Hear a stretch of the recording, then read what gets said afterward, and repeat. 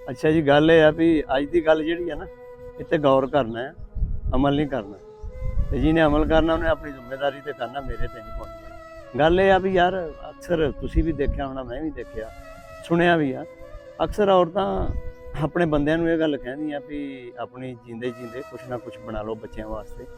ਕੋਈ ਪਲਾਟ ਲੈ ਲਓ ਜਾਂ ਲਾ ਲਓ ਕੋਈ ਪ੍ਰਾਪਰਟੀ ਲੈ ਲਓ, ਕੋਈ ਹੋਰ ਬੈਂਕ ਬੈਲੈਂਸ ਕਰ ਲਓ, ਕੋਈ ਬਿਹਤਰ ਹਾਲਾਤ ਹੋ ਜਾਣ ਤਾਂ ਕਿ ਤੁਹਾਡੇ ਤੋਂ ਬਾਅਦ ਜਿਹੜੇ ਆ ਨਾ ਬੱਚੇ ਆਰਾਮ ਨਾਲ ਜ਼ਿੰਦਗੀ ਗੁਜ਼ਾਰ ਸਕਣ। ਇੱਥੇ ਤੱਕ ਤਾਂ ਗੱਲ ਠੀਕ ਆ, ਚਲੋ ਮੰਨ ਲਈ ਗੱਲ, ਬਿਲਕੁਲ ਅੱਛੀ ਬਾਤ ਆ।